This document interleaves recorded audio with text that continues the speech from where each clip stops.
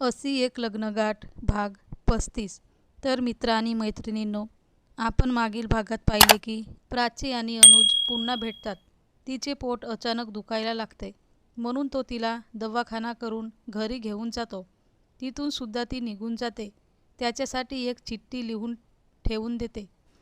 रिया आणि शांताचा प्लॅन त्याला सगळा माहीत झालेला असतो. तर आता पुढे आश्रमातील कार्यकर्त्या महिला रिया आणि शांता यांचा प्राचीविरुद्ध प्लॅन जेव्हा अनुजला माहीत पडतं तेव्हा तो घरी येतो.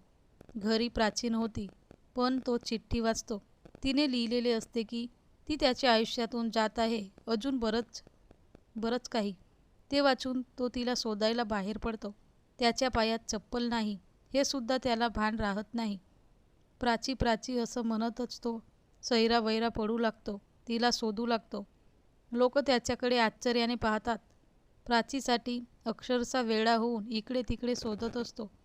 खूप शोधल्यानंतर ती एका मंदिराच्या पायरीवर उदासीन चेहरा करून बसलेली असते. तिला पाहताच अनुजचा चेहरा उजळतो. तिथे जाताच त्याला आजूबाजूचे काहीच भान राहत नाही. तो तिला हाक मारतो, प्राची. त्याचा आवाज ऐकून ती उठून उभी राहते. तिच्याजवळ जाताच तिला काही कळायचे आत तो तिला मिठीत घेतो. ती स्वतःला कशीबसी त्याच्या मिठीतून सोडवते आणि ताडकन त्याच्या गालात मारते. तुम्ही मला काय समजून ठेवलं आहे? माझ्या आयुष्याचा खेळ चालला आहे. काहीच कारण नसताना मला घरी का बोलवतात? मी तुमची कोणीच नाही. उगाच माझी बदनामी करू नका. माझ्या भावनेचा गैरफायदा घेऊ नका. मला माझ्या परिस्थितीवर सोडा. तुम्हाला माझा भूतकाळ काहीच माहीत नाही. जर माझा भूतकाळ ऐकाल तर माझ्याशी नफरत कराल, म्हणून जा तुम्ही माझ्या आयुष्यातून. तर अनुज म्हणाला, प्राची, तुझा भूतकाळ कसाही असला तरी मला जाणून घ्यायचा नाही, आणि नंतर माहिती पडले तरी मला काहीच फरक पडणार नाही.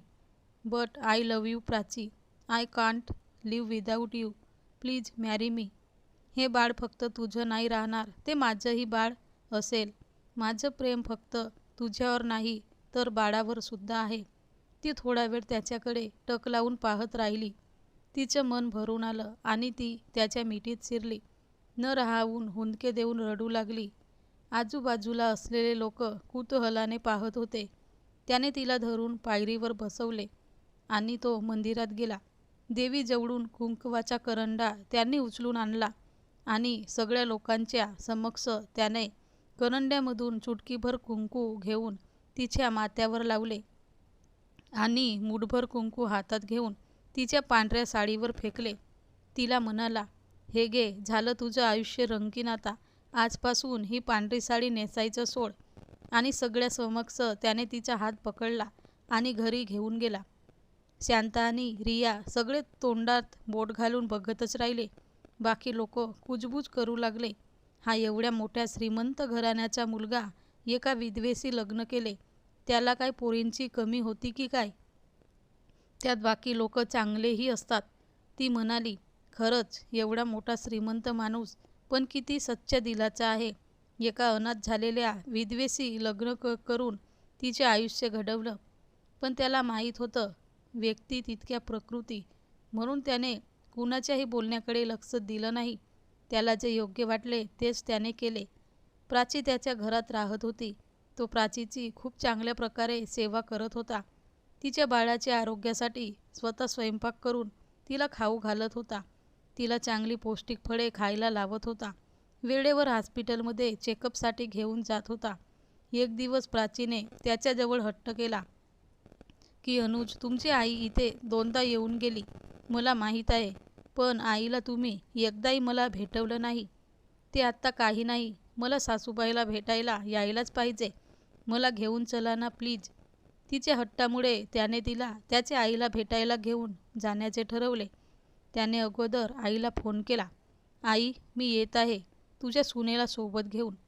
तिकडून आई बोलली, हो का, ये ना बेटा, तुला बघायला किती दिवस झाले मला.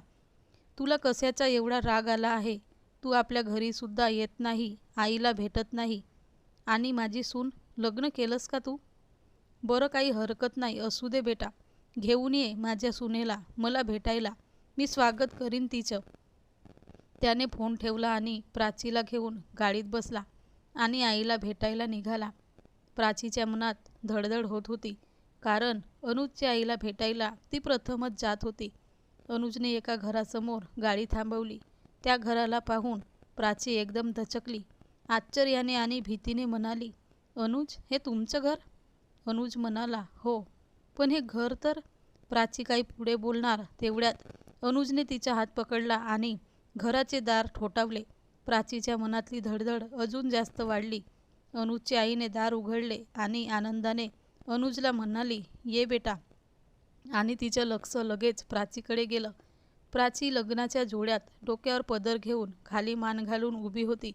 अनुजच्या आईने तिला डोक्यापासून खालपर्यंत निहारले आणि जोराने ओरडली, अरे तू तू एक विधवा आणि या सुहागनच्या जोड्यात काय करते आहेस आणि तू माझ्या घरी का आलीस? तर प्राची म्हणाली, आई, मला काहीच माहीत नव्हतं की तुम्ही अनुजची आई आहेत असं. मला माफ करा. अनुजची आई म्हणजेच सुशीला होती. प्राचीची पहिल्या नवऱ्याची आई, प्राचीची सासू.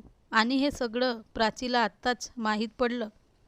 अनुज आईला म्हणाला, आई, तू तुझ्या सुनेला अगोदरच ओळखती की काय? मला माहीत नव्हतं. तिला कळून आले की वेदांतसुद्धा माझ्या सासूचा मुलगा आहे. हे सगळं गोंड बंगाल बघितल्यावर ती खूप घाबरली होती. अनुज आईला म्हणाला, आई, ही प्राची तुझी सून, आशीर्वाद दे ना. अगं प्राची, आईच्या पाया पड. अनुजच्या सांगण्यानुसार प्राची सासूच्या पाया पडण्यासाठी खाली वाकली. सुशीला मागे सरकली. तिने प्राचीला पायाला स्पर्श करू दिला नाही. अनुज म्हणाला, आई, मी थोडा फ्रेश होतो, तू तुझ्या सुनेसोबत गप्पा कर. असं म्हणून तो घरात गेला. तो गेल्यानंतर सुशीला प्राचीवर भडकली. अगं कुलशदाड स्त्री, तुला फसवायला माझीच मुलं मिळतात का? जगात तुला कोणी दुसरं दिसत तर नाही का? माझ्या मोठ्या मुलाला मारलंच, आता याला नष्ट करायला आलीस का? माझ्या मुलांच्या पैशावर तुझा डोळा आहे. मागून घेतलं असतं ना, देऊन टाकली असती भीक तुला मी. पण माझ्या मुलाचे आयुष्य नष्ट करायला का निघालीस तू? आणि पापीन, हे एवढं पोट तुझं फुगलं आहे? कोणाचं पाप घेऊन फिरते आहेस? लाज नाही वाटतं का तुला? नवरा मेला आणि तुझ्या पोटात बाळ कुणाचं आहे? हे पाप. प्राची रडू लागली. आई, जे बाळ अजून जन्माला आलेले नाही त्याला तरी शिव्या देऊ नका. हे तुमच्या मुलाचंच बाळ आहे, संदीपचे बाळ. ते ऐकून सुशीला अजून जास्त खवळली. थांब, तुला बघतेच मी. आणि ती प्राचीवर धावून आली. प्राचीने स्वतःचा बचाव करण्यासाठी सुशीलाला हलकेच हात लावून दूर सरकवले. सुशीला तिच्या धक्क्याने खाली जमिनीवर पडली आणि ओरडली, अरे रे रे रे अनु बेटा, धाव धाव. तुझ्या बायकोने मला लोटून दिले आहे. अशी कशी रे हे सून?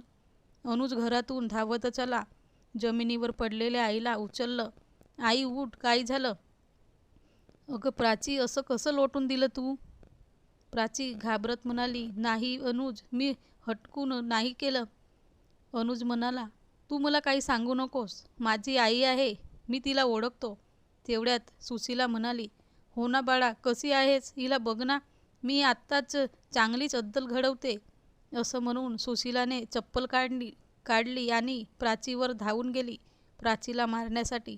तेवढ्यात अनुजने सुशीलाच्या हातून चप्पल काढून घेतली आणि म्हणाला, अगं आई, तू पूर्ण ऐकून घेतलं नाहीस. मला माहीत आहे माझी आई कशी आहे. मी तिला ओळखतो. ती पूर्ण एक नंबरची लबाड आणि नीच कृत्य करणारी स्त्री आहे. हे ऐकल्यावर घाबरलेली प्राची अनुजच्या चेहऱ्याकडे कुतूहलाने पाहू लागली आणि सुशीला अगदी तोंडावर पडल्यासारखी खजील होऊन आपल्याच मुलाकडे पाहू लागली. तर मित्रांनी मैत्रिणींनो, हा भाग कसा वाटला कमेंटमध्ये सांगा आणि सबस्क्राईब करा.